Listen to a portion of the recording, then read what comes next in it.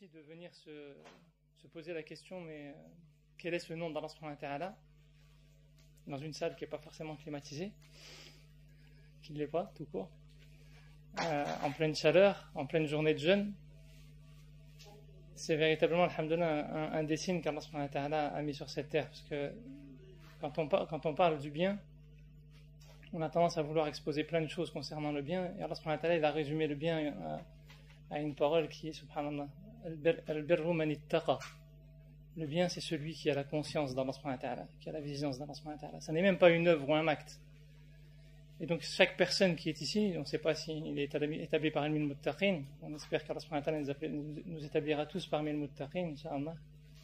Mais alhamdulillah, c'est un des preuves que ce mois béni, il apporte quand même son lot de bienfaits et Inch'Allah qui nous permettent d'arriver à taqwa pleinement à la fin de ce mois, Inch'Allah.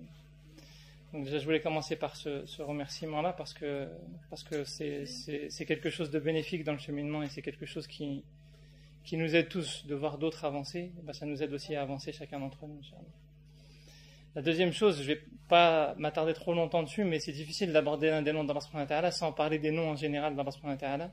Je vais faire très court parce que je pense que mes prédécesseurs ont déjà dû s'attarder un peu sur le sujet et que ceux qui vont arriver après aussi, donc je ne vais pas vous fatiguer non plus en répétant continuellement la même chose, même si Allah subhanahu wa ta'ala dit fadhakkir inna dhikra tanfa'ul mu'minin.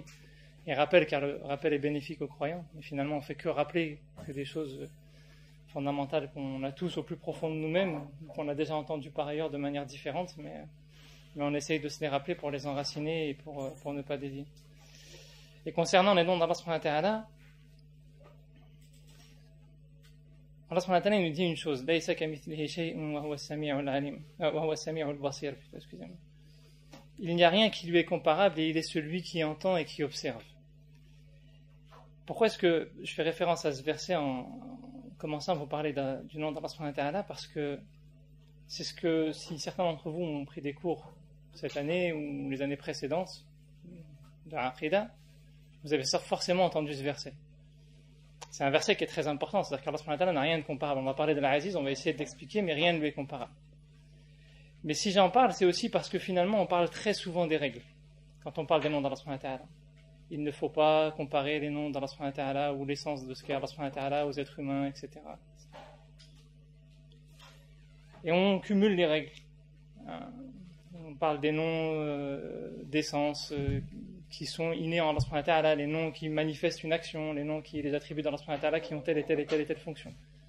Et toutes ces règles ont été mises en place par nos savants, en fait, sur l'étude des textes pour éviter que les gens dévient. Mais ce qu'on oublie très souvent, c'est qu'on parle continuellement des noms d'Allah subhanahu wa ta'ala.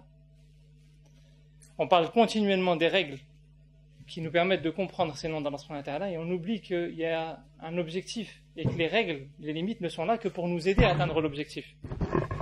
C'est comme quand on parle du mois de Ramadan, l'objectif c'est le taqwa, on en parlait au départ. Et si on parle des règles du jeûne du matin au soir, ou de la difficulté à jeûner, ou de toutes les considérations techniques qui vont encadrer le jeûne et qu'on oublie qu'il y a un objectif dans le jeûne, c'est d'atteindre le taqwa, on passe à côté de l'objectif. On appelle ça l'a'ina. C'est la sagesse explicite qui se dégage d'un enseignement divin. Il y a le hikmah et l'a'ina, c'est clair. Allah subhanahu wa ta'ala donne un objectif clair. Et très souvent, en fait, finalement, on parle de beaucoup de choses et on oublie l'objectif clair qu'Allah subhanahu wa ta'ala a donné. Et Allah subhanahu wa ta'ala, il nous dit وَلِلَّهِ الْأَسْمَاءُ الْحُسْنَى فَادْعُوهُ بِهَا. À Dieu appartiennent les plus beaux noms, invoquez-le avec ses noms.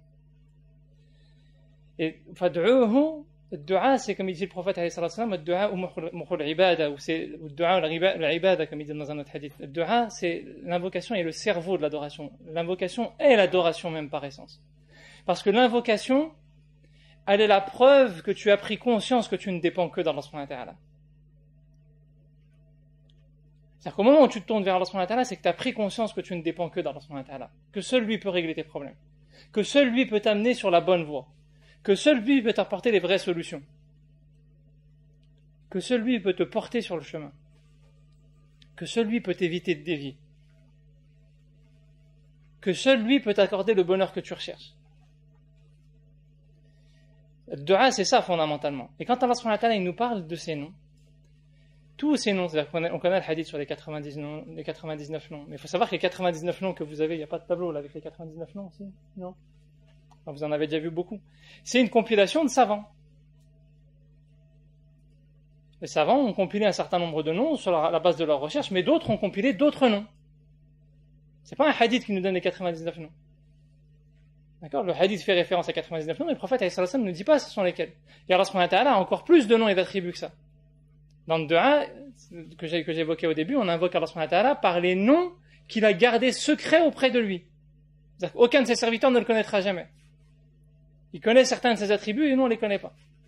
Et certains il nous les a dévoilés pour qu'on prenne conscience de sa toute-puissance et de notre dépendance vis-à-vis de lui et de la beauté de ses signes et de la beauté de ce qu'il est lui, de sa générosité, de sa clémence, de sa miséricorde, de sa puissance, de toutes les vertus qu'est Allah subhanahu wa ta'ala, que sont Allah subhanahu wa ta'ala, toutes ces vertus qui sont Allah subhanahu wa ta'ala. Et toutes ces vertus-là ne nous amènent qu'à finalement à prendre conscience qu'on ne dépend que d'Allah subhanahu wa ta'ala. Et qu'on n'a pas besoin d'avoir de crainte vis-à-vis de quoi que ce soit d'autre. Qu'on n'a pas besoin d'avoir de soucis fondamentaux, parce qu'on a des soucis mondains liés à ce monde-là. Mais ça reste que des soucis éphémères. Il ne faut pas qu'il y ait d'inquiétude profonde, c'est qu'une inquiétude passagère. Parce qu'Allah subhanahu wa ta'ala a toutes les clés. Et connaître les noms d'Allah subhanahu wa ta'ala, Allah subhanahu wa ta'ala nous dit, il a les plus beaux noms. Et le fait de découvrir ces noms, le fait de les étudier, le fait de les comprendre doit nous amener à aller vers cette dépendance ultime d'Allah subhanahu wa ta'ala.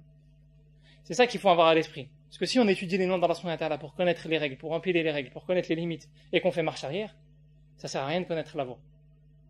Si tu pars en arrière, que tu connais très bien la voie, que tu as bien compris, un frère me posait la question, c'est quoi la différence entre l'irshad et l'hidayah? L'irshad, c'est de distinguer c'est quoi la bonne voie. Mais c'est pas parce que tu distingues la voie que tu vas la prendre. Et Allah subhanahu wa ta'ala, quand il parle d'al-irshad, il ne parle pas de l'hidayah. Les deux choses sont très différentes dans le Coran. L'hidayah, c'est qu'Allah subhanahu wa ta'ala, il te met sur la voie. Il te donne la rectitude sur la voie.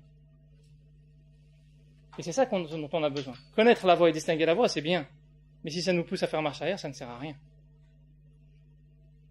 Donc les règles, elles sont importantes. Je ne suis pas en train de dire qu'il ne faut pas apprendre des règles. Toutes les règles de l'aqida, elles sont fondamentales. Et si les savants les ont édictées, c'est parce que des gens ont dévié. Et c'est sur la base d'une expérience. Mais c'est pour mieux nous aider à aller vers l'objectif. Il faut toujours avoir l'objectif en tête, Inch'Allah.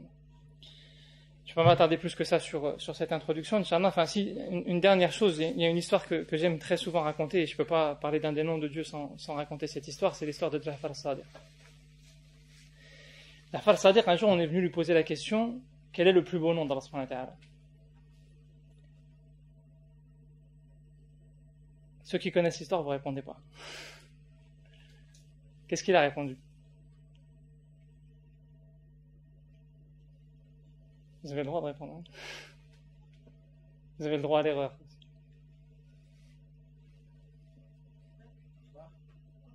Ouais. Ar-Rahman, Allah, quoi d'autre? Quddus.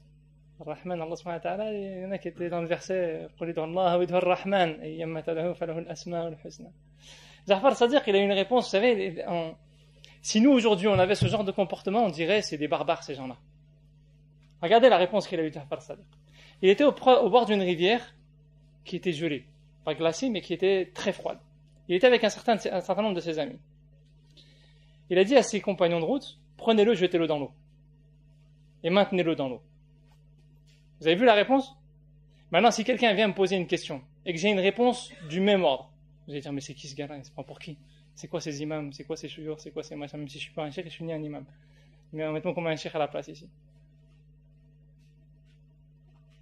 Ja'far al-Sadiq, c'est l'arrière-petit-fils du prophète. Regardez la réponse. Parce qu'il voulait que les choses soient claires dans son esprit. Qu'est-ce qu'il fait la personne?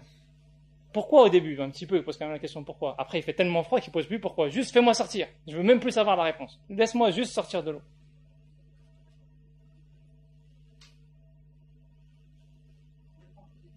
Hein? J'ai pas entendu. Ouais. C'est un peu ça, mais c'est plus que ça en fait. Qu'est-ce qu'il fait, à votre avis, Ja'far al-Sadiq, à ce moment-là? Il le laisse. Il dit non, laissez-le pas sortir de l'eau. Et il continue. Laissez-moi sortir, non, laissez-le pas. Et au bout d'un moment, qu'est-ce qu'il fait lui? Il demande Dieu, il demande à Dieu. Ceux qui sont en face de lui ne veulent pas l'aider. Il demande à Dieu. Et quand il demande à Dieu, il dit laissez-le sortir. Il dit, t'as compris, c'est quoi le plus beau nom d'Allah subhanahu wa ta'ala? C'est quand toi, tu es dans un état où tu sais qu'il n'y a que Dieu qui va te répondre. C'est ça le plus beau nom d'Allah subhanahu wa ta'ala. Il n'y a pas plus simple comme explication. C'est-à-dire qu'on peut l'expliquer, mais lui, il lui a fait comprendre de manière très concrète. De manière très explicite. Et le plus beau nom d'Allah subhanahu wa ta'ala, c'est pareil, concernant toutes les règles, etc. On peut faire des débats pendant des heures, et les savants ont débattu, hein, il y a des livres entiers qui ont été écrits sur ça. Mais toi, dans quel état? Quand tu te poses la question de c'est quoi le plus beau nom d'Allah subhanahu wa ta'ala, comment est-ce que je dois faire de dua? Mais c'est quoi cette dua? Cette dua-là, elle sert à quoi? Est-ce que c'est mieux de faire cette dua-là à ce moment-là, ou c'est mieux de faire cette dua-là à ce moment-là? On est spécialiste, nous, de vouloir faire des sélections, des trucs, des machins, etc. Et tout. Et là, à ce moment-là, je dois faire comme ça, ou je dois faire comme ça? Et là, comme ça, et comme ça? Ou... Dans quel état t'es? Est-ce que t'es conscient que t'es en train de parler à Dieu? Et justement, l'un des noms de l'Aziz, l'une des significations de l'Aziz, c'est qu'il est précieux. Et là, j'arrive sur le nom de l'Aziz. Il y a la notion de sharaf dans la notion de l'Aziz. On parle souvent de la puissance, mais il y a cette notion de quelque chose qui est rare, qui est précieux. Hein, en arabe, on dit uzzizatin naqatu. La chamelle, elle peut avoir beaucoup de lait, mais quand c'est son utère qu'on appelle ça. Je suis pas sûr, hein, j'ai peut-être c'est peut-être une erreur, mais le passage par lequel le lait est censé passer, quand il se rétrécit, ben le lait ne passe plus, il n'y a que des petites gouttes qui passent, que très peu qui passent. Et finalement, il y a une rareté qui se produit, et on dit uzzizat, hein, dans le sens où ça vient de la même racine, il y a une rareté qui va se produire. C'est-à-dire que souvent on parle de la puissance, et c'est vrai que Azz al-Rajul, c'est-à-dire que, ou Azz al-Rajul plutôt, c'est l'homme qui a de l'honneur, qui a cette dimension-là, cette fierté, cette grandeur. Mais il y a aussi cette dimension de rareté. Il y a ces deux dimensions qui sont très importantes quand on parle du nom d'Allah subhanahu wa ta'ala. Et dans ces deux dimensions, il y a en même temps cette notion d'honneur, de grandeur. Et dans la grandeur, il y a un poème en arabe qui dit Inna alladhi samaka as-sama, celui qui a étendu les cieux, bana lana baytan, il nous a construit une demeure, da'aimuhu, ses fondations, a'azzu wa atwal, ses fondations sont immensément profondes et immensément longues. C'est-à-dire qu'il y a une notion d'immensité. L'Aziz, c'est ce qui dépasse de la terre, c'est-à-dire que c'est au-dessus du reste. C'est-à-dire que Allah subhanahu wa ta'ala, quand il nous enseigne ce nom, Al-Aziz, et cette notion de grandeur, cette notion de puissance qui se dégage de ce nom-là, cette notion d'honneur, cette notion de rareté. C'est-à-dire que c'est pas une puissance comme ça qu'on peut trouver, bon, je passe d'une puissance vers une autre, il y a quelqu'un de plus puissant, il y a quelqu'un de plus fort. Non, c'est précieux. C'est une puissance, c'est quelque chose qui surpasse tout le reste, mais qui est tellement rare. Et Al-Aziz, c'est en même temps tous ces éléments-là à la fois. Et tous ces éléments, on va essayer de reprendre chacun des éléments en fait de manière un peu plus décomposée et voir comment dans notre quotidien en fait est-ce que ces éléments-là peuvent nous parler, excusez-moi. Le premier élément, les savants donc disent Al-Aziz, l'une des premières traductions que vous trouverez dans les livres de traduction d'études linguistiques, on vous dira que Al-Aziz c'est celui qui est important, qui est inaccessible. C'est paradoxal pour l'un des noms divins. Allah subhanahu wa ta'ala, il nous dit il est avec vous où que vous soyez. Donc il est très accessible. Ces signes sont explicites. Il nous parle de ces signes constamment. Ces signes sont visibles, sont permanents. Et pourtant, il y a quelque chose d'inaccessible. Quand Allah subhanahu wa ta'ala, il nous dit qu'il est al-zahir, c'est qu'il est manifeste, il est explicite. Et je faisais le parallèle la dernière fois avec la prière de Dhuhr, qui est au zénith. Et quand le soleil il est au zénith, c'est au moment où le soleil il est le plus évident. Personne ne peut dire il n'y a pas de soleil. Et pourtant, personne ne peut regarder le soleil en face. C'est-à-dire que Dieu est inaccessible dans ce sens-là. Tu ne peux pas accéder en vérité à sa vision. tu ne peux pas accéder à lui de manière réelle. Et pourtant, sa manifestation, elle encombre le monde. Elle encombre dans le sens positif du terme. Elle est tellement évidente, tellement présente. Le soleil, quand il est au zénith, tu ne peux pas dire qu'il n'y a pas de soleil. À travers la chaleur, à travers la lumière qui s'en dégage, à travers tout ce que tu veux, le soleil, il est là. Et pourtant, c'est le moment où tu ne peux pas regarder en face. Et l'inaccessibilité d'Allah subhanahu wa ta'ala et sa puissance et son importance, c'est ça aussi. C'est dans cette dimension-là.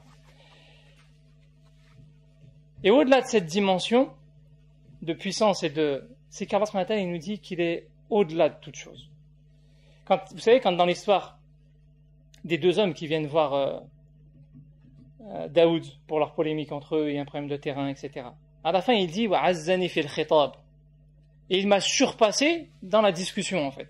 Il a été au-dessus de moi, il a été plus fort que moi. Donc il y a cette notion d'être au-delà des autres choses, au-delà de tout le reste, de surpasser, de dépasser. Et cette notion de puissance, Allah subhanahu wa ta'ala, quand il utilise le nom Al-Aziz, il va très souvent l'associer avec d'autres noms. Parce que cette notion de puissance, celui qui est plus fort va sortir le plus faible. Il y a certes cette notion de puissance, mais elle va se décomposer à travers plusieurs spécificités. Et les spécificités, comment est-ce qu'on va les découvrir? À travers le fait qu'Allah subhanahu wa ta'ala a associé le nom Al-Aziz avec d'autres noms dans le Coran, pour nous montrer quelle est la signification précise d'Al-Aziz. D'ailleurs, chacun des noms d'Allah subhanahu wa ta'ala, très souvent, Dhul Quwwatil Matin, Ar-Rahman Ar-Rahim, Al-Ghafour Al-Wadud. Très souvent, Allah subhanahu wa ta'ala, il associe des noms avec d'autres. C'est pas par hasard. C'est pour nous montrer certaines subtilités que l'un et l'autre nom ont l'un envers l'autre. Et dans cette notion de puissance, l'un des premiers noms, c'est pas du tout celui par lequel Allah subhanahu wa ta'ala utilise le nom Al-Aziz le plus souvent. Mais comme je parlais de puissance, je vais commencer par ce nom-là. Il est Al-Qawi. Allah subhanahu wa ta'ala, il dit وَلِيَعْلَمَ اللَّهُ مَنْ يَنْصُرُهُ وَرُسُلَهُ بِالْغَيْبِ إِنَّ اللَّهَ لَقَوِيٌّ عَزِيزٌ. Allah subhanahu wa ta'ala, il nous dit, afin que ton Seigneur sache qui va le secourir, ainsi que son prophète, bil ghaib, par l'invisible, et ton Seigneur est Al-Qawi ou Al-Aziz. Al-Qawi, c'est cette notion de force, de puissance. Al-Aziz. Dans ce nom-là, dans cette association-là, ce qu'il faut comprendre, c'est qu'Allah subhanahu wa ta'ala, constamment à travers le Coran, il nous parle du fait que tout est entre ses mains. C'est Allah subhanahu wa ta'ala qui maîtrise tout. Allah subhanahu wa ta'ala maîtrise tout dans la création. Quand vous regardez dans Surat Al-Baqarah, par exemple, Allah subhanahu wa ta'ala nous dit Ya ayyuhan nasu a'budu rabbakum alladhi khalaqakum walladhina min qablikum la'allakum tattaqun. Il appelle les êtres humains et ceux qui les ont précédés, il nous dit je vous ai créé et j'ai créé ceux qui vous ont précédés. D'accord? Donc, comme je vous ai créé, adorez votre Seigneur. Et il dit a'budu rabbakum. Adorez celui dont vous dépendez, qui pourvoit vos besoins, qui vous nourrit, qui règle vos problèmes, qui vous éduque. Al-Rabb, c'est tout ça en même temps. En arabe, on parle de Rabbul Bayt, le maître de maison. Hein? Abudu rabbakum la'allakum tattaqun. Peut-être que vous atteindrez la piété. Et l'argument qu'il nous donne derrière, il nous dit quoi? الذي جعل لكم الأرض فراشا والسماء بناء وأنزل من السماء ماء فأخرج به من الثمرات رزقا لكم فلا تجعلوا لله أندادا وأنتم تعلمون. Et là il nous parle des signes de la création. Il nous dit cette création-là est une preuve de la toute-puissance de Dieu, est une preuve que Dieu s'occupe de vous. Regardez la terre comme elle est étendue, regardez les cieux comme ils vous couvrent, regardez cette eau de pluie qui tombe et qui fait pousser les fruits par lesquels vous vous nourrissez. Ne donnez point d'associer à Dieu si réellement vous savez. Et dans Surat An-Naba, وَجَعَلَ نَوْمَكُمْ سُبَاتًا وَجَعَلْنَا اللَّيْلَ سِرَاجًا وَجَعَلْنَا النَّهَارَ مَعَاشًا وَبَنَيْنَا فَوْقَكُمْ سَبْعًا شِدَادًا. Constamment dans le Coran, Allah subhanahu wa ta'ala nous parle de cette création qui est une preuve qu'on dépend de lui. Il y a plein de passages dans le Coran. وَآيَةٌ لَهُمُ الْأَرْضُ الْمَيْتَةُ وَأَحْيَيْنَاهَا. Et Allah subhanahu wa ta'ala il nous montre à travers tout ça qui s'occupe de nous, qui s'occupe de sa création dans l'ensemble. Il est déjà en train de s'occuper de nous de manière générale. Et il est en train de nous dire Pourquoi est-ce que vous vous cassez la tête autant? Pourquoi est-ce que vous pensez que vous maîtrisez les choses?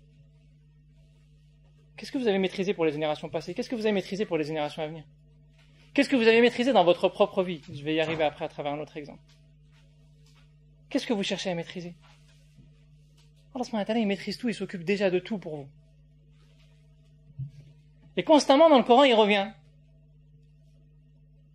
Et là, dans ce passage-là, que je citais tout à l'heure dans Surat al-Hadid, d'ailleurs dans le passage qui est juste avant, il dit, Allah subhanahu wa ta'ala, أنزلنا الحديد فيه بأس شديد ومنافع للناس. Et nous avons fait descendre le fer. Il y a une grande force à l'intérieur et un grand bienfait pour les êtres humains. Donc Allah subhanahu wa ta'ala, il nous parle du fer. C'est un verset qui vient juste après les versets sur le qital, sur l'ordre de combattre, de prendre les armes de manière claire. Et donc il parle du fer. Et donc la logique serait de dire, prenez les armes pour aller combattre et pour montrer que vous êtes des vaillants, quoi. Vous êtes. Et Allah subhanahu wa ta'ala dit, afin que Dieu sache qui va secourir son Seigneur et son prophète. Alors Allah subhanahu wa ta'ala, il n'a pas besoin de secours. Bil ghaib. Parce que Dieu, il est déjà puissant et aziz. Que vous secouriez Dieu et son prophète bil ghaib, par l'invisible. Que vous arrêtiez de vous focaliser sur ce monde matériel. Que vous vous tourniez un peu vers le monde de l'invisible. Allah subhanahu wa ta'ala, il s'occupe de vous dans ce monde-là. Reconnectez-vous avec le monde de l'invisible. Reprenez conscience qu'il n'y a pas que les choses que vous voyez avec vos yeux. Ce sont les cœurs qui ne voient pas, comme il dit Allah subhanahu wa ta'ala. وَإِنَّمَا تَعْمَى الْقُلُوبُ فِي الصُّدُورِ. C'est ça notre gros problème principal. Quand on parle du nom Al-Aziz, le point de départ des Allah subhanahu wa ta'ala, ce qui nous fait prendre conscience, c'est qu'il a la toute-puissance, il est déjà en train de tout administrer. Il est déjà en train de tout gérer. Inna Allah la qawiyyun aziz. Il est suffisamment fort, il n'a pas besoin de votre force à vous. Vous, votre responsabilité, c'est de faire l'effort pour Dieu, mais dans l'effort que vous faites, d'être connecté au monde de l'invisible. Combien d'efforts on fait dans ce monde-là en oubliant complètement le monde de l'invisible? Parce qu'après on va me dire, parce que la dernière fois j'ai fait une conférence, on m'a dit ouais mais il faut faire des efforts dans ce monde-là. Bien sûr il faut faire des efforts. Le problème c'est pas que je dis pas qu'il faut pas faire d'efforts. L'objectif c'est pas d'aller se mettre dans une montagne et de dire bon c'est bon maintenant je vais faire que du dhikr. C'est déjà un effort en soi. Hein. Faut le faire. Hein. Allez dans une montagne et faites du dhikr pendant toute votre vie. Je suis pas sûr que vous êtes capable. Mais c'est pas ce qu'Allah subhanahu wa ta'ala nous demande. Allah subhanahu wa ta'ala nous demande de vivre parmi les gens, de faire l'effort, de préserver l'équilibre de la création. Mais cet effort-là, combien d'efforts on fait du matin au soir chaque jour? Combien d'efforts on fait en pensant à Dieu? En ayant à l'esprit qu'Allah subhanahu wa ta'ala nous observe. En ayant à l'esprit que les anges sont présents. En ayant à l'esprit qu'on est en train de cheminer vers une destination finale qui est soit le paradis, soit l'enfer. En ayant à l'esprit simplement le monde de l'invisible, qui est le monde réel. Ce monde-là n'est qu'une fissure dans le monde réel. Al-Fitra, c'est une fissure. Fatara, quand il dit Fatara nasa alayha, il a fait une fissure par laquelle il a ouvert un monde matériel, temporaire, qui n'est pas le monde réel. Le monde réel, c'est le monde de l'invisible, on va y revenir. Et est-ce que nous, on est connectés à ce monde-là? Allah subhanahu wa ta'ala nous dit, il est l'Aziz, il s'occupe de ce monde-là, c'est rien pour lui ça. Est-ce que vous, quand vous faites vos efforts, vous êtes connectés à ce monde-là? C'est ça l'effort qu'il vous demande de faire. La première des choses, c'est déjà ça. D'ailleurs, Allah subhanahu wa ta'ala, quand il dit, à un moment donné dans le Coran, il dit Alam ta'lam anna Allah ala kulli shay'in qadir. Ne sais-tu pas qu'Allah subhanahu wa ta'ala est capable de toutes choses? Alam ta'lam anna Allah lahu mulku as-samawati wal ard. Ne sais-tu pas qu'appartiennent à Dieu la royauté des cieux et de la terre? Wa ma lakum min dunillahi min waliyyin wa la nasir. Et vous n'avez aucun secours en dehors de Dieu. Ni allié. Allié au sens de l'alliance. Hein, dans le sens profond du terme. Allah subhanahu wa ta'ala dit, il s'occupe de vous. Est-ce que vous êtes conscient que c'est lui votre allié? Est-ce que vous êtes conscient que c'est lui votre secoureur? Ou est-ce qu'à chaque fois, finalement, dans vos problèmes personnels, que ce soit dans la famille, que ce soit au travail, que ce soit dans vos études, que ce soit dans ça, vous oubliez complètement Dieu et vous vous focalisez sur les moyens, en train de courir après les solutions techniques. Même dans la programmation de nos vies. On organise nos vies comme si on maîtrisait tout, on calcule des fois, on fait. T'as pensé à Dieu? Est-ce que tu as pensé à faire salat istikhara? Est-ce que tu as pensé à faire de dua? Est-ce que tu as pensé à multiplier de dua? Regardez la bataille de Badr, subhanallah. Le prophète, il organise la bataille. Mais en préparatif, il n'y a pas grand-chose. Le plus gros de son temps avant la bataille, il n'est pas là en train de faire des calculs. Non, mets-toi bien là. Décale-toi un peu, on ne sait jamais, ils peuvent passer par là. Ou non, mets-toi, décale-toi un peu plus. Non, mets-toi plus par là. Il est là en train de faire de dua. Et le problème, c'est que dans nos problèmes, dans nos vies, on passe notre temps à calculer, à se dire, mais peut-être que je fasse comme ça, on calcule, on projette nos vies, on les organise, on se dit, mais je vais passer par là, puis je vais faire telles études pour faire ça. Et on éduque nos enfants de cette manière-là. On a des plans de carrière, on a des plans de ceci, on a des plans de sortie de crise. On a des problèmes familiaux, on a des problèmes ceci, on se dit, mais je vais faire comme ça, et puis non, je vais avoir telle attitude, et puis non, je vais faire comme ça, je vais faire comme ça, et après, si je fais comme ça, elle va faire comme ça, ou si je fais comme ça, il va faire comme ça. Alors, ce matin, il te dit, j'ai les clés, demande. Fais l'effort, je ne sais pas de faire l'effort. Alors, ce matin, il a donné des règles de vie, des normes de vie. Comporte-toi comme Dieu attend que tu te comportes dans ce monde-là. Fais l'effort pour te comporter de cette manière-là. Mais la clé fondamentale, elle n'est pas dans ton effort. C'est pas ça qui va amener le résultat. C'est que tu sois conscient que tu dépends de Dieu. Parce que si tu es conscient que tu dépends de Dieu, Allah subhanahu wa ta'ala, il va ouvrir les portes. Et tu vas comprendre quand il va ouvrir les portes. Parce que les meilleures des portes, ce ne sont pas les portes matérielles qui s'ouvrent. Ce sont les portes spirituelles. Parce que dans n'importe quelle situation, Allah subhanahu wa ta'ala, il va ouvrir des portes spirituelles, Inch'Allah, pour qu'on puisse être en connexion avec lui. Et c'est ça le plus important. Chaque épreuve est une information qu'Allah subhanahu wa ta'ala nous envoie pour qu'on soit en connexion avec lui. Parce que ce monde, il va passer. Et le plus important, c'est au moment où on le quitte. J'avais une discussion avec ma fille la dernière fois sur la question de la réussite. C'est quoi réussir? C'est quoi réussir? C'est avoir tel statut social, c'est avoir une famille avec des enfants, c'est finir docteur, c'est quoi? C'est quoi la réussite? C'est quoi la réussite dans ce monde-là? C'est une question que je pose.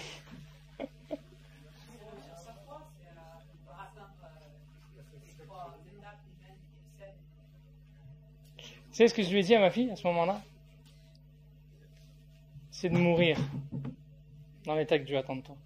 En ayant la conscience de Dieu. C'est pas ta vie qui détermine ta réussite, c'est ta mort. Donc tu ne sauras jamais si tu as réussi.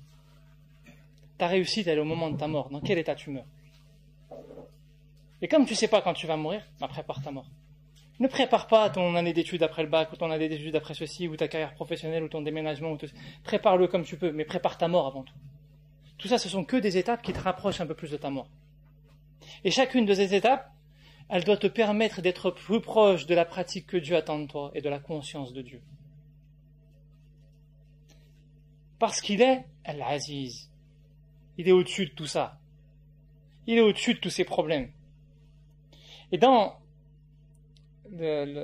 cette histoire-là, dans ce verset-là, ce verset il vient dans Surat Al-Hadid. J'ai dit tout à l'heure. Et dans Surat Al-Hadid, Allah subhanahu wa ta'ala, dans le passage avant le qital, il nous appelle chacun d'entre nous à regarder notre propre histoire, notre propre parcours dans nos vies à nous. Allah subhanahu wa ta'ala s'est déjà occupé de régler nos problèmes. Combien de fois on a été dans des impasses, chacun d'entre nous? Combien de fois on a été dans des impasses et on ne savait pas comment en sortir et Allah subhanahu wa ta'ala il a ouvert. Il a déplacé juste un petit truc là et hop, ça y est, c'est passé. Toi tu ne savais pas comment faire, tu es en train de te démener, à un moment donné tu es là. Non, tu n'es plus là, tu es là. Et Allah subhanahu wa ta'ala, juste un petit truc qui bouge et ça y est. L'eau elle retombe. Tu retrouves une bouffée d'air. Combien de fois dans nos vies? Et Allah subhanahu wa ta'ala dit regardez vos propres vies. وما لكم لا تؤمنون بالله والرسول يدعوكم لتؤمنوا بربكم وقد أخذ ميثاقكم إن كنتم مؤمنين. Il a déjà pris votre engagement. Et certains commentateurs disent quand il a pris votre engagement, certes c'est le moment où il doit se tirer des reins d'Adam. Certains ils disent c'est au moment où toi tu étais dans l'impasse et que tu as levé les mains vers Dieu. C'est un engagement que tu as pris vers Dieu. On verra par ta'ala. Vous vous rappelez tous de ce moment-là? On a tous connu ce moment où on était dans l'impasse. On a levé les mains comme ça.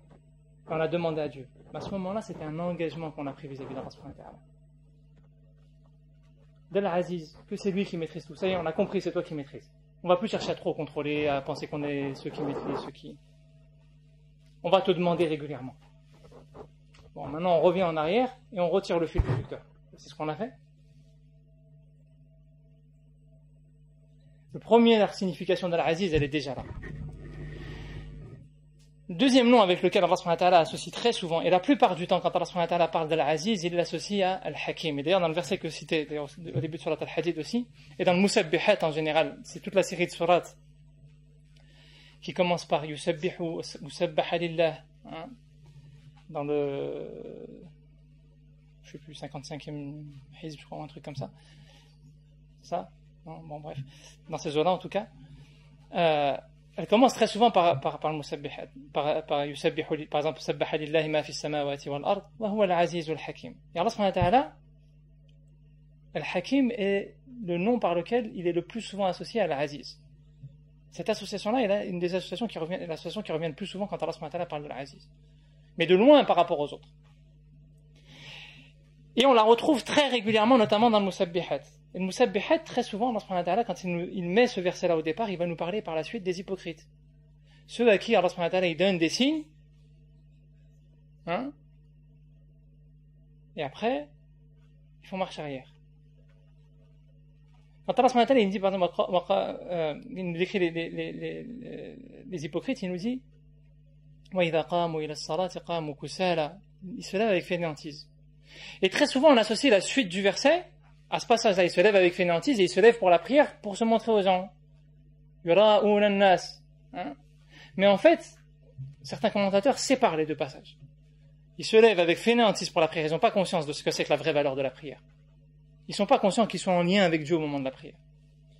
Et en plus de ça, ils sont dans un mode de vie où ils sont obnubilés par le regard de l'autre. Ils ne sont pas obnubilés par le regard d'Allah subhanahu wa ta'ala. Ils sont obnubilés par le regard des autres. Qu'est-ce que l'autre va penser de moi? Mais comment est-ce que je suis perçu? Mais qu'est-ce qu'on pense de moi? Et qu'est-ce que... Et Al-Hakim, Allah subhanahu wa ta'ala, pourquoi est-ce que dans ces moments où Allah subhanahu wa ta'ala nous parle souvent des hypocrites, il associe souvent ces deux noms-là? Parce que le gros problème qu'on a, c'est quand on vit nos situations de vie. L'une des réponses qui a été donnée tout à l'heure par rapport à la question que je posais, c'est que il faut se satisfaire de ce qu'Allah subhanahu wa ta'ala attend de nous. Il dit souvent, qana'a n'est pas ar-rida. Qana'a, c'est se contenter de ce qu'Allah subhanahu wa ta'ala attend de nous, même si on espérait un peu autre chose quand même en vérité. Au fond, ça nous arrive des fois, on a une situation, on se dit bon, alhamdoulilah, mais s'il y avait ça, ce serait mieux quand même. Ar-rida, c'est pas ça. Ar-rida, dans le cheminement spirituel, les savants ils disent, c'est que tu sais en réalité, au plus profond de toi-même, qu'il n'y aurait pas une meilleure situation que celle-là pour être en lien avec Dieu. Quelles que soient les difficultés, quelles que soient les contraintes, quelles que soient les épreuves que tu vis en ce moment, Allah subhanahu wa ta'ala, tu sais qu'il a choisi la meilleure situation pour toi, pour être en lien avec lui. C'est ça le rida, c'est ça se satisfaire d'Allah subhanahu wa ta'ala, du décret divin. Et Al-Hakim est ce nom qui nous permet de comprendre qu'Allah subhanahu wa ta'ala est tout puissant, mais pas uniquement simplement puissant. Il administre les choses dans la plus grande des sagesses. Parce que c'est lui, Al-Hakim, c'est celui qui contrôle la situation, qui décide de la situation, mais qui dans la minutie va mettre chaque chose là où elle doit être. Et déplacer la chose d'un iota, elle ne sera pas à sa place correctement. Al-Hakim, c'est ça, véritablement. Le nom Al-Hakim, c'est qu'Allah subhanahu wa ta'ala sait parfaitement. Il sait exactement. Et Allah subhanahu wa ta'ala, je disais, il nous renvoie à nos propres vécus. De la même manière que, quand dans le Coran, il s'adresse par exemple à Quraysh, quand il dit et cette sourate est associée à sourate al-Fil, où il leur parle de l'éléphant. Il leur dit, mais regardez dans vos vies. Allah subhanahu wa ta'ala, quand il vous a préservé, quand il vous a sorti des situations, il a mis ce qu'il fallait au moment où il le fallait. D'ailleurs, en réalité, quand on regarde nos parcours de vie, dans l'instant, des fois, on se disait, ouais, mais c'était des choses difficiles, etc., etc. Mais quand on prend quelques années, qu'on prend de la maturité, on se dit, mais franchement, cette épreuve-là, elle m'a appris énormément de choses. Cette situation-là, j'en suis sorti, j'ai gagné 10 ans avec ça. Ça nous arrive pas? Ça vous arrive jamais, ça? Pourquoi Allah subhanahu wa ta'ala, il sait que tu dois passer par là? Et le problème, c'est qu'on vit dans une société où on a l'illusion du pouvoir. On a l'illusion que l'être humain, il a le contrôle. On passe nos temps à parler d'analyse politique, d'analyse des situations, du pouvoir dans la famille, du pouvoir dans ceci, du pouvoir dans cela, mais qui va décider de ça, et qui va décider de ça, et qui va décider de ça, et on oublie que c'est Allah subhanahu wa ta'ala qui décide de tout. Qu'il est lui et l'Aziz. Et que non seulement il décide de tout, mais qu'en plus il le décide dans la minutie et comme il faut. Et là, quand Allah subhanahu wa ta'ala il parle de ce passage dans Surat As-Safat où il dit les anges, ils attribuent le début du verset ne me revient pas. Fastaftihim li rabbika al-banat wa lahumul banun. Et demande-leur, demande-leur, mais comment vous en êtes arrivé à cet avis que Dieu aurait des filles et vous avez des garçons? Et après il continue. Est-ce que nous avons créé les anges en étant des femmes et vous êtes témoins? Et il continue. Est-ce qu'à un moment donné dans la série de versets, il donne une réponse? Il finit la série en disant et vous avez des gens, ils vont rentrer dans la polémique en disant ouais, regardez, c'est la preuve, Allah subhanahu wa ta'ala, s'il avait dû avoir un enfant, ça aurait été un garçon. Ils sont mieux des garçons. Allah subhanahu wa ta'ala, il dit c'est vos problèmes d'être humain, vos inventions d'être humain, de mettre la femme au-dessus de l'homme ou de l'homme au-dessus de la femme et de ceci. C'est pas ça le problème. Le vrai problème, c'est qu'hommes et femmes, vous vous entraidiez à prendre conscience qu'Allah subhanahu wa ta'ala est au-dessus de toute chose. C'est pas de savoir si toi, ta femme ou ton mari, c'est lui qui a un peu plus de pouvoir, ou c'est elle qui a un peu plus de pouvoir, ou c'est lui qui contrôle, ou c'est elle qui contrôle. Allah subhanahu wa ta'ala, il répond même pas à la question. C'est pas ça le sujet.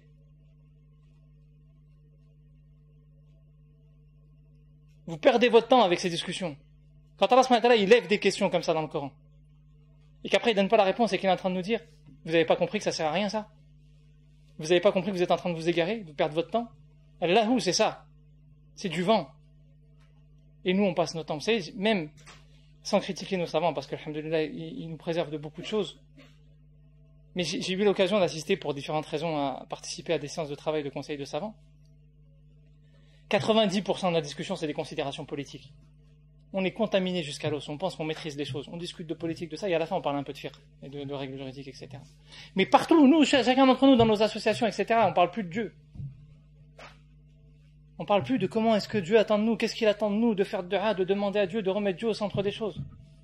C'est lui qui sait, c'est lui qui administre. Comment on va faire pour comprendre les signes de Dieu? Comment on va se reconnecter aux signes de Dieu pour comprendre ce que Dieu attend de nous? On fait des calculs politiciens, mais c'est qui a le pouvoir, mais c'est qui va gérer, mais c'est qui va être désigné président, mais c'est qui va être le contre-pouvoir, et c'est qui va être ceci, et c'est qui va être cela. Et dans nos familles, c'est pareil. Il faut que tu fasses des études, mon fils, il faut que tu fasses des études, ma fille, parce que sinon tu vas te faire hagar. Hein.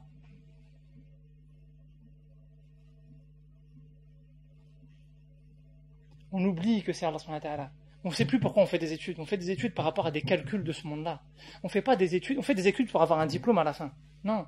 Si tu fais des études pour comprendre comment Dieu se manifeste à toi, pour avoir une culture générale. Le savoir, c'est une richesse immense. Ça vient de Dieu, le savoir. Allah subhanahu wa ta'ala dit Ar-Rahman 'allama al-Qur'an. C'est lui qui t'enseigne le Coran. Et du Coran naissent tous les autres savoirs. De ce livre-là, il n'y a pas d'autre, il y a un océan de livres qui sont nés derrière. Et même les non-musulmans écrivent sur le Coran. Il a le pouvoir. Instruis-toi, oui, pour comprendre ce que Dieu attend de toi, pour comprendre les signes de Dieu. Instruis-toi. Et ça va, sur ta route, Allah subhanahu wa ta'ala, avec cette instruction-là, il va te donner la possibilité d'avoir un travail pour aussi nourrir ta famille, pour adorer, pour avoir un travail dans lequel tu mets du sens. Pas des plans de carrière ou des machins, etc., où tu commences à contrôler ta vie. Non. Instruis-toi, oui, parce que c'est indispensable de s'instruire pour connaître Allah subhanahu wa ta'ala. Oui, parce que c'est indispensable de s'instruire pour que quand tu vas travailler, tu vas mettre du sens dans le travail que tu as. Tu vas pas travailler juste pour avoir un salaire à la fin du mois. Parce que tu penses que c'est ton travail qui te fournit ton salaire. C'est Allah subhanahu wa ta'ala qui t'amène ton lettre. Si tu t'amènes pas par là, il va te l'amener par une autre porte. Mets du sens dans ce que tu fais. Il est Aziz. Et l'Aziz, il l'associe à Al-Hakim. Al-Hakim, il sait parfaitement là où tu dois être. Mais toi, est-ce que tu es conscient que lui sait parfaitement où tu dois être? Ou est-ce que tu cherches, toi, à savoir où tu dois être? À vouloir maîtriser là où tu dois être? Tu penses mieux savoir qu'Allah subhanahu wa ta'ala. Troisième nom avec lequel Allah subhanahu wa ta'ala, il associe souvent le nom Al-Aziz, c'est Ar-Rahim. Et notamment dans Surat Ash-Shu'ara. Dans Surat Ash-Shu'ara, Allah subhanahu wa ta'ala, il nous dit très régulièrement وَإِنَّ رَبَّكَ لَهُوَ الْعَزِيزُ الرَّحِيمُ. Il commence, il nous parle du Coran. وَإِنَّ رَبَّكَ لَهُوَ الْعَزِيزُ الرَّحِيمُ. Après, il nous parle de l'histoire de Moussa. وَإِنَّ رَبَّكَ لَهُوَ الْعَزِيزُ الرَّحِيمُ. Après, il nous parle de l'histoire d'Ibrahim. وَإِنَّ رَبَّكَ لَهُوَ الْعَزِيزُ الرَّحِيمُ. De l'histoire de Nuh. وَإِنَّ رَبَّكَ لَهُوَ الْعَزِيزُ الرَّحِيمُ, etc., etc., etc. Et à chaque fois, il nous raconte l'histoire des peuples anciens. Et là, Allah subhanahu wa ta'ala, quand il nous raconte l'histoire de ces peuples, autant on se dit, dans notre quotidien, il faut être conscient qu'on dépend d'Allah subhanahu wa ta'ala. Mais autant en tant que personne qui portons la foi, on vit parfois des situations difficiles, surtout dans les relations humaines, et en particulier en tant que musulman. Tout le sujet sur l'islamophobie, etc. Et constamment, il y a une nouvelle histoire qui sort, et encore cette semaine qui sont sorties. Et on va encore être pointé du doigt, et on va encore être ceci, et on va encore être cela. Il va encore falloir qu'on se justifie, il va falloir qu'on dise non, mais moi j'ai rien fait, moi je te jure, wallah, j'ai rien fait. J'étais pas là. Je le connaissais pas, non. Non, mais lui, il doit pas être musulman en plus. On va même jusque là, il va dans l'enfer de toute façon, lui. C'est pas. Tellement il faut montrer pas de blanche. Allah subhanahu wa ta'ala, il nous raconte ces histoires. Il nous dit, certes, le nom Al-Aziz, c'est que toi, tu prennes conscience qu'il est au-dessus de tout. Mais quand toi, tu prends conscience qu'il est au-dessus de tout, dans ces épreuves-là, parce qu'Allah subhanahu wa ta'ala, il nous dit, vous pensez que parce que vous avez dit on porte la foi, ça y est, vous allez être tranquille, vous n'allez pas être éprouvé? Non, tous les peuples qui sont passés avant vous, leur peuple les a éprouvés. Moussa, il a été avec Pharaon dans les embrouilles, Ibrahim avec son père et son peuple, Noah avec son fils et son peuple. Même dans la famille, c'est pas uniquement les gens, les médias, etc. et tout. Partout. Ils ont été éprouvés. Et Allah subhanahu wa ta'ala, avant, un ou deux versets, avant de nous dire, wa inna rabbaka lahu al-aziz ar-rahim, il nous dit, j'ai réglé le problème. Pour Moussa, j'ai réglé le problème. Il a été englouti. Pour Ibrahim, j'ai été réglé le problème. Il a été préservé de son peuple, il lui a donné une descendance, il a été préservé du feu. Pour Noah, j'ai réglé le problème. La noyade les a embarqués tous. Pour chacun de ces peuples-là, j'ai réglé le problème. Et bien pour vous aussi, n'ayez de crainte. Je vais régler le problème. Et c'est vrai qu'on vit des situations difficiles. C'est pas évident hein, en tant que musulman. C'est-à-dire pour le prophète, les compagnons, ils ont demandé, demande à Dieu. Les compagnons du prophète, les meilleurs des hommes. Ils ont dit, demande à Dieu, on supporte plus. Le prophète a dit, oh, vous supportez plus quoi? Avant vous, il y a des gens, on les enterrait dans des trous. Hein? Et on les enterrait, on laissait la tête sortir et on fissurait leur tête en deux. Et on creusait leur tête parce qu'ils disaient Dieu. On arrive à ce stade-là avec vous? Non, alors patientez. C'est facile à dire. Mais Allah subhanahu wa ta'ala, il nous dit, vous savez pourquoi c'est facile à dire? Parce qu'au fond de vous, vous savez que Dieu va vous secourir. Il est l'Aziz. Il est l'Aziz ar-Rahim. Et quand Allah subhanahu wa ta'ala il nous dit il est l'Aziz ar-Rahim, il n'associe pas ce nom-là ar-Rahim pour rien. Parce que dans la notion de Rahma, Allah subhanahu wa ta'ala il nous dit je suis relié à vous. Wasilatul Rahim, c'est le lien de filiation en arabe. C'est pas un lien de filiation entre nous et Dieu, mais ça veut dire qu'Allah subhanahu wa ta'ala il est relié à chacun de nous.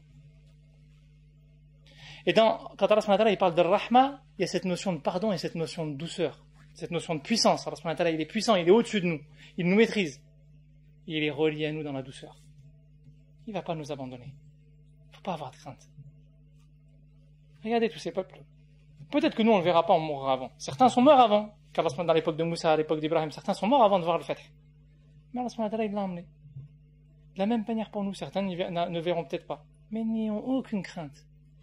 Allah subhanahu wa ta'ala il va ouvrir. Il est relié à nous. Mais Allah subhanahu wa ta'ala il nous dit, lui il est relié à nous. Allah subhanahu wa ta'ala nous dit, et Allah subhanahu wa ta'ala va secourir celui qui le secourt. Est-ce que nous, on va secourir Allah subhanahu wa ta'ala? Et Allah subhanahu wa ta'ala n'a pas besoin de notre secours. Et les commentateurs du Coran disent, le secours qu'on peut porter à Allah subhanahu wa ta'ala, c'est d'arriver à se désintéresser de ce monde-là. À vivre dans ce monde-là sans en être amoureux, sans en être possédé. C'est ça le vrai secours qu'Allah subhanahu wa ta'ala attend. Si on fait ça, Allah subhanahu wa ta'ala va nous secourir dans ce monde-là et dans l'au-delà. Il faut avoir aucune crainte. C'est vrai que c'est difficile ces épreuves. Mais quand on dit il faut avoir aucune crainte, c'est plus qu'il ne faut avoir simplement aucune crainte. Parce que le problème qu'on a aujourd'hui, c'est que tellement on est dans la crainte qu'on passe notre temps à se justifier. Vous savez, les discours qu'il y avait il y a quelques mois, moi ça me reste là. Quand on nous parle de la Palestine en nous disant non mais c'est loin la Palestine, ça ne nous préoccupe pas, ça ne nous concerne pas. Je ne suis pas en train de juger les frères qui disent ça. Mais c'est un discours qu'on ne peut pas accepter. C'est pas acceptable. On va montrer pas de blanche à chaque fois. Jusqu'à là on va aller. Vendre la Palestine, vendre le Quds. Vous savez, il y a un terme de ce monde-là, un lieu dans ce monde-là où Allah subhanahu wa ta'ala le qualifie de sacré, il n'y a que le Quds, la Palestine, Jérusalem. Rien d'autre dans le Coran. Et nous, on va vendre la Palestine pour montrer pas de blanche qu'on n'est pas coupable, qu'on n'a rien fait. Regardez, on a vendu la Palestine. On va faire en cachette quand vous ne saurez pas, etc. Non. Et dans le nom Al-Aziz, Allah subhanahu wa ta'ala utilise le nom Al-Aziz et il dit, il est aussi Al-Mu'izz. Al-Mu'izz, c'est celui qui élève, qui donne de la fierté à ses serviteurs. On dit que le prophète, alayhi salatu wassalam, il provoquait la peur dans le cœur de ses ennemis à, j'ai oublié, un mois de marche ou un truc comme ça. J'ai oublié le texte précis. Il faut avoir un minimum de fierté. Aujourd'hui, on est dans une situation où à chaque fois qu'il y a quelque chose qui se passe après, regardez les communiqués des organisations musulmanes. Je suis pas un adepte des communiqués, moi c'est pas mon truc, mais bon bref. Regardez simplement les communiqués. Bon, il y en a un petit peu sur la Palestine, parce que malgré ce que je viens de dire, quand même, alhamdoulilah, il y a le cœur des croyants qui est attaché à Al-Quds et qui fait que quand ça bouge en Palestine, eh ben, il y a des communiqués qui partent et on a le souci de se dire au moins on en a un peu sur la Syrie, mais parce que la Syrie, c'est des musulmans entre musulmans, donc c'est pas grave, là on peut faire des communiqués, ils vont rien nous dire. Et puis après, à chaque fois qu'il y a un attentat ou qu'il y a quelque chose, là, vous avez plein de communiqués. Non, on condamne. Mais est-ce qu'on condamne tous les maux de cette société-là? C'est ça notre mission là. Cette société qui pervertit la création. Où la terre elle est contaminée de produits chimiques. Cette société où il y a des gens, ils sont en train de dormir dans la rue du matin au soir et des gens qui meurent maintenant parce qu'ils sont dans la rue. Est-ce qu'on fait des communiqués? Est-ce qu'on dit on n'accepte pas ça? Est-ce qu'on a la fierté de dire non, à chaque fois qu'on parle des musulmans, il faut qu'on dise non. Je dis pas qu'il faut pas condamner. Bien sûr qu'il faut condamner ce genre d'acte. C'est évident qu'il faut condamner ce genre d'actes, comme ceux qui sont passés la semaine dernière. Mais c'est pas suffisant, on doit condamner tout le reste. On condamne pas que quand ça concerne les musulmans. On doit avoir un minimum de fierté. Parce qu'Allah subhanahu wa ta'ala, il est l'Aziz, mais il est le Mu'izz. Et si on a compris le nom Al-Aziz et le nom le Mu'izz, eh ben qu'on soit parmi ceux qui l'élèvent, à qui ils donnent de la fierté et qui n'ont pas de gêne à dire la vérité. Ceux qui n'ont pas de honte à dire la vérité, même devant un tyran. Comme dit le prophète alayhi salatu wassalam dans le hadith. Même devant un système tyrannique. Et ce système, oui, il est tyrannique. Pas parce qu'il y a un tyran qui le dirige, mais parce qu'il impose des modes de vie où tu n'oses plus dire le contraire. Tu n'oses plus dire Dieu aujourd'hui dans cette société. Tu n'oses plus dire non, c'est pas normal de fonctionner de cette manière-là. Tu n'oses plus dire non, c'est pas normal l'individualisme. Tu n'oses plus dire. Il y a un mode de vie, on fonctionne comme ça et c'est tout. Et nous, on tombe dedans. Et même pire, c'est pas qu'on tombe dedans, c'est qu'on adule ce système de vie-là. Le nombre de frères qui sont... J'en ai fait le cursus, un cursus de management. Mais, subhanallah, j'ai appris de ce cursus-là tout ce qui ne va pas dans le système. C'est une richesse. Faites des études aussi pour comprendre ce qui ne va pas dans le système. Mais là, ne devenez pas obnubilés et amoureux. Le nombre de frères qui ont fait ce cursus-là et qui après on devient obnubilés et amoureux, pensant que c'est la solution. Regardez, ils maîtrisent tout. Non, Allah subhanahu wa ta'ala, ils maîtrisent. Regarde les failles dans ce qui ne va pas. Il y a des bonnes choses. Je ne suis pas en train de dire qu'il faut jeter le bébé avec l'eau du bain. Il y a des bonnes choses dans ces études-là. Il y a des choses intéressantes à prendre. Mais il y a un problème de fond, dans l'essence même, dans le pilier qui fonde ce système, ça ne va pas. Ce pilier-là, il est que l'être humain, il maîtrise tout et qu'il a tout le contrôle. Que la raison humaine, elle suffit à tout. Elle se suffit à elle-même. Cette idée d'immanence où l'être humain, il aurait tout en lui. Allah subhanahu wa ta'ala, il a certes mis sa lumière en nous. Mais Allah subhanahu wa ta'ala, quand il parle de la lumière qu'il a mis en nous, quand il nous dit dans le Coran, quand Allah subhanahu wa ta'ala, il parle de la lumière qu'il a mis en nous, il parle de Nour.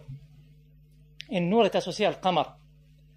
Et sa lumière à lui, il dit Yudi wa law lam tamsashu nar. La lumière d'Allah subhanahu wa ta'ala, il utilise le même terme que pour le soleil. C'est une lumière qui n'a besoin de rien. La lumière qu'on a en nous, certes, on a une lumière en nous. Mais la lune, quand il y a une éclipse, elle éclaire quelque chose? Je pose une question. La lune, quand il y a une éclipse, elle éclaire quelque chose? Non, elle éclaire rien. Nous, notre lumière, si elle n'est pas connectée à la lumière d'Allah subhanahu wa ta'ala, si la lumière d'Allah subhanahu wa ta'ala n'alimente pas, si on n'est pas en lien avec le Coran, avec sa révélation pour comprendre comment fonctionne ce monde, pour comprendre vers quoi on doit aller, si on n'est pas en lien avec la lumière du prophète, alayhi salatu wassalam, comme certains commentateurs disent aussi, si on n'est pas en lien avec la lumière du reste de la création, de ces créatures, notre lumière, elle ne sert à rien. C'est une éclipse. Parce que tous les êtres humains ont une lumière, et pourtant il y a des êtres humains, tu les vois, tu te dis, mais c'est pas possible, ces gens-là, Comment ils sont capables d'aller jusque-là? Ah ouais, ils ont mis une barrière totale. Le koufr, c'est ça, ils ont fait descendre des murs. C'est plus des rideaux, des murs complets. La lumière, elle réfléchit plus rien.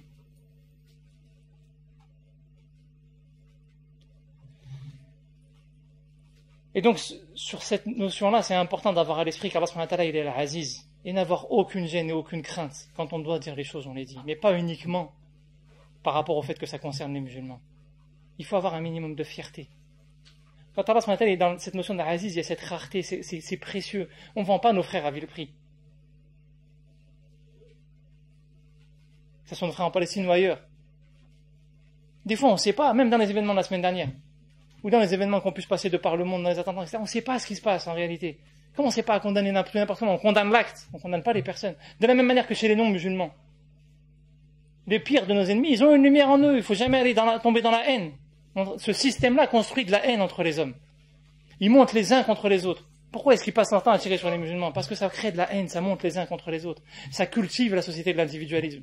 Non, on ne rentre pas là-dedans, nous. On est là pour revenir à l'islah, à assainir, revenir à la dimension saine des choses, revenir à l'équilibre, au lien où on pacifie. Les musulmans, quand ils rentraient dans des territoires, ils pacifiaient.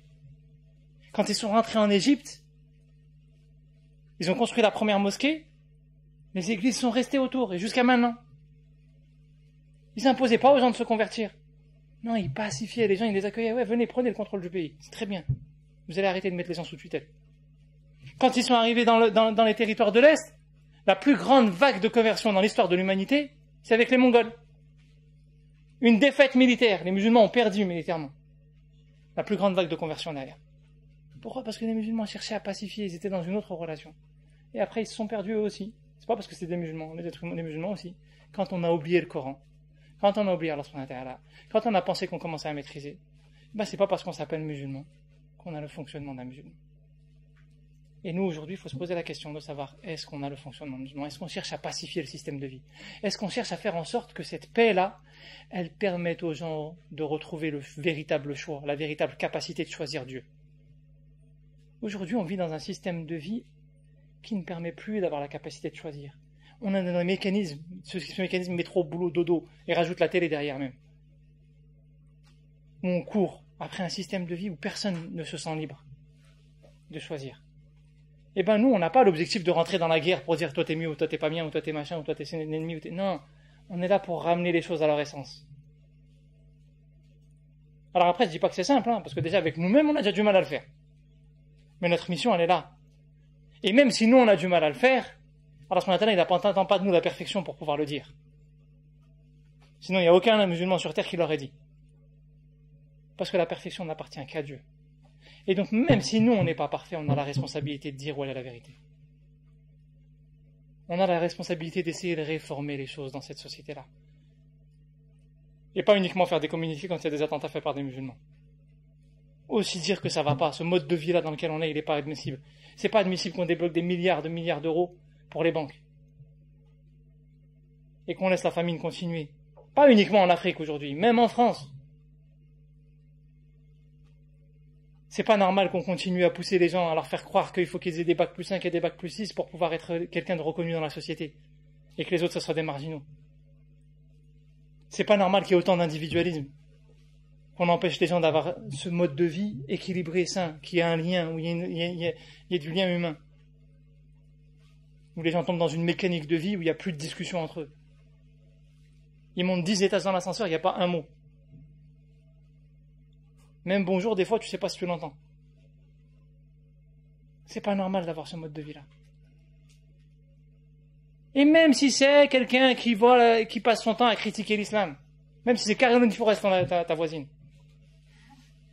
elle a une lumière à l'intérieur. Bon, elle a mis des briques, mais tu sais pas comment elle va mourir. On n'est pas là pour se juger soi-même, d'ailleurs. Allah subhanahu wa ta'ala nous interdit de nous juger nous-mêmes. Comment on peut juger les autres? On doit être conscient de notre propre état et conscient de l'état dans la société dans laquelle on vit. C'est ça qu'Allah subhanahu wa ta'ala nous demande. Et c'est à partir de là que la réforme, c'est à partir de là que l'effort se fait. De la conscience. On ne fait pas des efforts dans tous les sens juste pour maîtriser ce monde.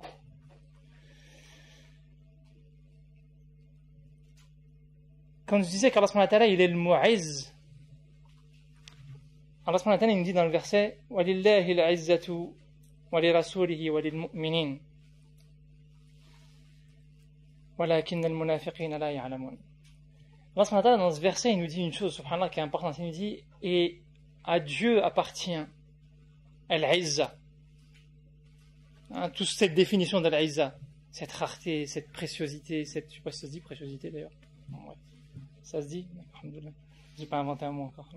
Dans chaque conférence, j'en invente un, donc c'est pas fini, on a encore un peu de temps de ça. Mais il n'appartient pas qu'à Dieu. Il nous dit, elle est à Dieu, à son prophète et à ceux qui portent la foi. Il nous dit, même ceux qui portent la foi, ils sont précieux. Ils sont au-dessus de tout le reste. Et là, subhanallah, il y a une chose qui est importante, c'est que dans la relation qu'on a entre nous, il faut qu'on apprenne à se valoriser les uns les autres. Regardez comment Allah subhanahu wa ta'ala il parle des croyants dans le Coran. Regardez comment il parle du prophète alayhi salatu wassalam dans le Coran. Et même dans la... Je prenais cet exemple la dernière fois où je donnais l'exemple de Surat al-Layl et Surat al-Duha. Surat al-Layl, Allah subhanahu wa ta'ala il parle aux mécréants. Il dit wal-layli idha yakhsha wan-nahari idha tajalla, des mots durs. La nuit quand elle s'assombrit de manière comment on dit, soudaine.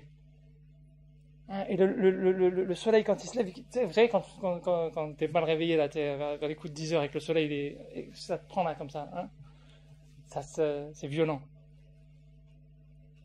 Et quand il parle du prophète, il dit wad-duha wal-layli idha saja, et la clarté quand elle arrive avec lenteur, et la nuit quand elle tombe avec douceur. Il parle pas au prophète de la même manière. وما ينطق عن الهوى إن هو إلا وحي يوحى علمه شديد القوى ذو مرة فاستوى وهو بالأفق الأعلى. Il parle du prophète. Regardez comment il parle du prophète, avec quelle beauté il parle du prophète quand il l'a élevé jusqu'à lui. Regardez l'honneur qu'il donne au prophète. Il lui a fait monter jusqu'au 7e ciel. Et de la même manière quand il parle des croyants. Et entre nous, mais ça c'est très français, est-ce qu'on essaye d'avoir un comportement où on se valorise les uns les autres? Ou est-ce qu'on passe notre temps à se rabaisser les uns les autres? Et même dans l'éducation de nos enfants.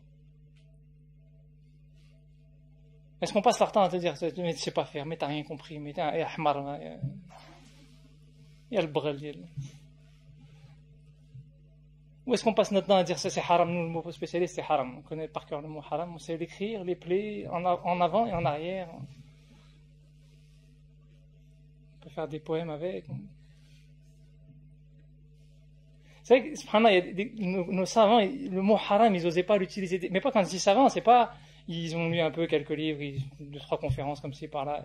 Non, quand ils disent savants, c'est non seulement la maîtrise du Coran, maîtrise au sens de la connaissance par cœur, mais pas uniquement. Connaissance de milliers de hadiths, mais pas uniquement. C'est pas ils ont appris la méthodologie d'approche des textes. Pour savoir comment est-ce qu'on approche le Coran, comment est-ce qu'on approche la sunna du prophète, dans quel cas est-ce qu'un texte peut être validé ou ne pas être validé, dans quel cas est-ce que ce texte il a sa validité ou il n'a pas sa validité, dans quel cas est-ce que ce texte qui va s'opposer à un autre, il va prendre le dessus sur l'autre, etc. Non, c'est pas uniquement ils ont étudié ça. Ils ont conçu la méthodologie, à l'image de l'imam Malik ou de Shafi'i, tous ces savants-là. Ils ont réfléchi, mais comment est-ce qu'on va mettre en place une méthodologie pour approcher les textes correctement. Aujourd'hui, on voit un hadith, haram. Je te dis, j'ai vu le hadith. Eux, avec tout ça, ils n'osaient pas dire haram. Ils disaient, non, je pense que c'est pas bon. Je préfère pas.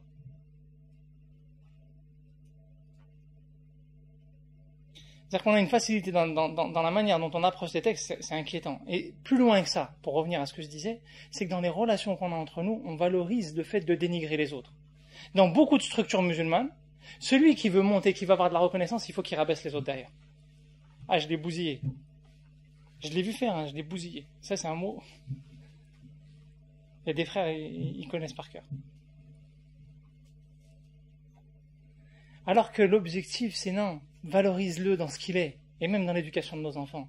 On est dans des prototypes où il faut que tu sois ça, mon fils. Il faut que tu sois ça, ma fille. Mais quel que soit le prototype, il faut que tu sois une mère au foyer avec ton hijab, avec ceci ou avec cela, ou il faut que tu sois docteur, il faut que tu sois ça, ou il faut que tu sois ça. Non, il a ce qu'il, en lui, Allah subhanahu wa ta'ala lui a mis des choses d'une beauté immense. Laisse-le les exprimer, valorise-les, fais-le sortir ces beautés-là. C'est pas les mêmes que les tiennes, c'est pas les mêmes que l'autre. Allah subhanahu wa ta'ala, ces beautés, elles sont immenses, elles sont infinies. Les beautés qu'il a mis en toi, les beautés qu'il a mis en toi, les beautés qu'il a mis en toi, les beautés qu'il a mis en toi, elles sont pas les mêmes. Laisse chacun exprimer ses beautés, il faut valoriser ces beautés-là. Dans les enfants et dans les relations qu'on a entre nous. Al-Mu'izz, c'est ça, c'est qu'il élève ces beautés qu'il y a en nous. Mais nous, est-ce que dans la relation qu'on a entre nous, on est conscient qu'il est l'Aziz, et si on veut que nos beautés s'expriment, parce que on est dans une société où on cherche la reconnaissance. Vous savez, tout le débat sur la reconnaissance des musulmans, il faut qu'on soit reconnu pour les institutions, c'est pas qu'un débat politique, c'est un problème psychologique fondamental où on a un complexe, on a besoin d'être reconnu. Mais la reconnaissance fondamentale, et c'est humain de chercher d'avoir une reconnaissance partagée, parce qu'on vit ensemble. Mais la reconnaissance, c'est Allah subhanahu wa ta'ala qui la donne. Parce que quand il t'aime, il répond sur terre à ses anges. Et ses anges répondent à ses serviteurs. Aimez-le. La reconnaissance, elle vient.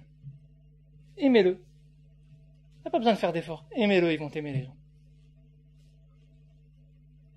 Par contre, bats-toi, débat-toi dans tous les sens pour que les gens t'aiment. En superficie, tu vas voir, ils vont t'aimer.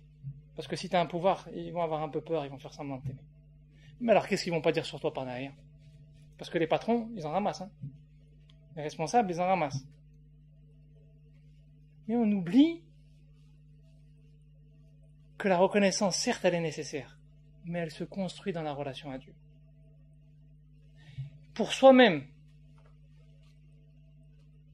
et de la même manière dans la relation qu'on a avec les autres. Si on veut arriver à faire en sorte que Dieu nous reconnaisse, que Dieu nous aime, puisque cette reconnaissance passe par l'amour d'Allah subhanahu wa ta'ala. D'ailleurs, Allah subhanahu wa ta'ala dit yuhibbunahu wa yuhibbunahum. Non.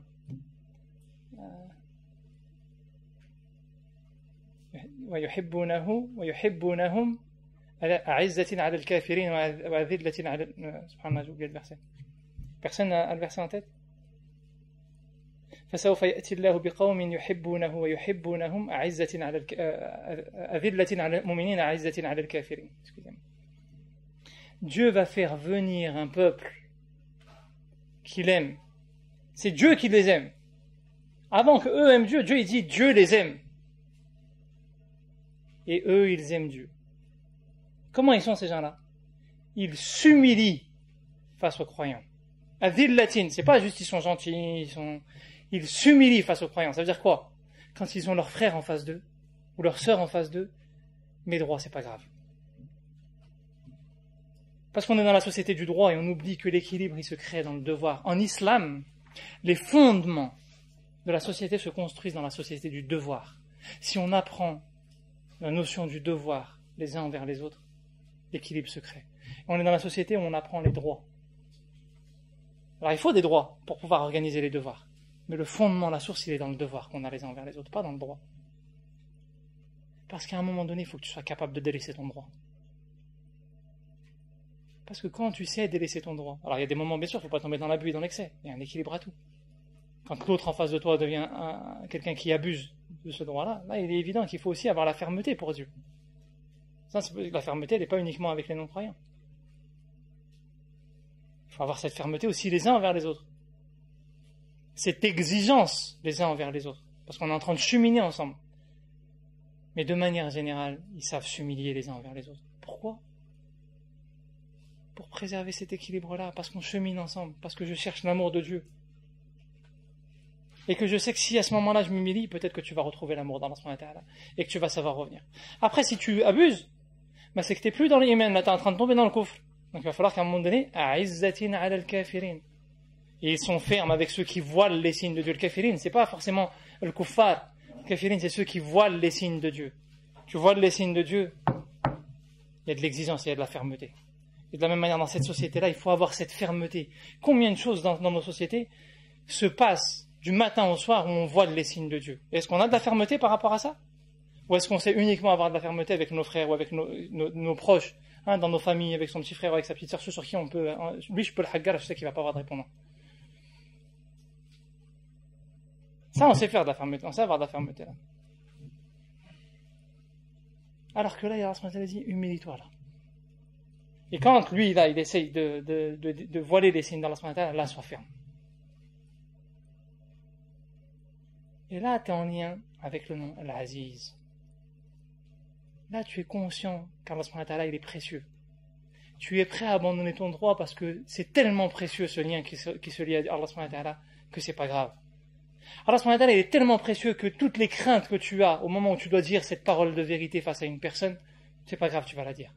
Tu es conscient qu'il est l'Aziz. Tu es conscient de sa puissance. Tu es conscient qu'il est précieux. Et je vais conclure sur une chose par rapport à tout ça, c'est que, comme il dit au sujet du nom de l'Aziz, l'Imam Al-Ghazali dit il n'a pas de semblable, il n'a pas d'équivalent. Mais quand Allah subhanahu wa ta'ala il parle de l'Aziz, il nous dit que, par exemple, Allah subhanahu wa ta'ala dit dans Surat Yasin, fa'azzazna bi-thalith, et on les a renforcés par un troisième. C'est-à-dire que l'Aziz, c'est celui qui va nous renforcer. Il ne faut pas qu'on est dans la relation qu'on soit dans la relation avec l'Aziz en s'affaiblissant.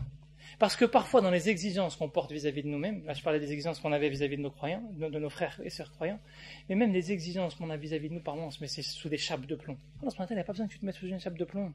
Sois juste conscient et fais l'effort. Le résultat ne t'appartient pas. Fais les efforts que tu peux. Dans ton contexte à toi, essaie de changer ce que tu peux. Dans cette racine-là, dans les scènes arabes, pour expliquer le terme, l'auteur, il prend cet exemple de tabi'in qui sont partis faire le hajj. Et quand ils sont partis faire le hajj, ils ont vu une proie passer. Vous savez que la chasse est interdite pendant la période du hajj. Et ils sont regroupés, ils ont chassé la bête et ils l'ont tuée. Donc il faut payer le kafara à ce moment-là. Et ils ne savaient pas si chacun d'entre eux devait payer une kafara ou s'ils devaient s'associer sur une kafara. Ils ont été voir des compagnons et ils leur ont posé la question. Ils leur ont dit, vous devez payer chacun une kafara. Ensuite, l'un d'entre eux est allé voir Ibn Umar, le compagnon du prophète alayhi salatu wassalam. Il leur a dit, innakum la mu'azzazun. Vous avez mis la barre trop haut. Associez-vous sur une kafara tous ensemble. Pourquoi est-ce que je fais référence à ça? C'est qu'il est lui l'Aziz. C'est lui qui est au-dessus de tout. Il ne faut pas qu'on se mette la barre trop haut. Il faut qu'on arrive à prendre conscience dans notre quotidien, à travers nos efforts, que lui, il est au-dessus de tout. Mais ce n'est pas en se mettant la chape de plomb qu'on va prendre conscience de ça. On fait le contraire. Il faut qu'on arrive à faire les efforts dans la sagesse, dans la perception des signes de Dieu, parce que Dieu met des signes sur notre route, dans les rencontres qu'on fait, dans les échanges qu'on a, dans les moments de notre vie, dans la relation qu'on a avec le Coran, quand le Coran il nous parle chaque jour, surtout en ce mois de Ramadan. Il faut qu'on arrive à être à l'écoute de tous ces signes-là pour arriver à aller vers Allah subhanahu wa ta'ala. Pour arriver à faire les efforts. Mais sans se mettre la barre là-haut, on n'arrive plus, ça y est. On est en train de s'écrouler. Comme dit le prophète alayhi salatu wassalam, celui qui veut... j'ai oublié le terme. Être ferme avec cette religion, c'est cette religion qui va le... Donc il faut y aller avec sagesse. Il est lui au-dessus de tout ça. Il est lui celui qui est précieux. Et c'est ça qui est le plus important, qu'on prenne conscience qu'Allah subhanahu wa ta'ala nous est précieux. Comme on en a pris conscience au moment où on a levé les mains dans notre vie, à certains moments. Comme les générations qui nous ont précédés, Allah subhanahu wa ta'ala les a sauvés. Il faut qu'on n'ait aucune crainte. Il est au-dessus de tout ça. Il administre déjà tout. Et là, des situations, chacune des situations qu'on vit, ne sont que des situations que Dieu a choisies. Et de la même manière, il faut qu'on arrive à faire en sorte qu'Inch'Allah, dans nos efforts, on puisse être parmi ceux qu'il a lui élevé. Il est le Mu'izz dans les relations qu'on a entre nous, dans la relation qu'on a vis-à-vis de nous-mêmes, dans la relation qu'on a vis-à-vis de nos familles, de nos enfants, dans la relation qu'on a vis-à-vis des non-croyants aussi. Parce que quand tu parles des non-croyants, le kafir, c'est celui qui cherche à voiler le signe de Dieu. Mais à partir du moment où il n'est pas dans cette relation-là, on a la responsabilité d'essayer d'assainir la relation, de rappeler Dieu, de le mettre dans des dispositions où il va être dans la conscience de Dieu, de pacifier la relation. Il faut être ferme avec celui qui cherche à combattre la nature saine des choses. Et il faut être doux et pacifié avec celui qui essaie de chercher la vérité. Qu'il soit croyant ou qu'il soit pas croyant. Qu'Allah fasse qu'on soit sous l'aile de l'Aziz et qu'il nous aide à cheminer dans ce monde-là et qu'il nous établisse parmi ses fidèles serviteurs rapprochés qui ont compris ses signes et qui ont goûté à la saveur de ses attributs dans ce monde-là et qui pourront l'observer Yawm al-Qiyamah dans toute sa splendeur et au-delà de tous ses, dans la complétude plutôt de tous ses attributs, Inch'Allah.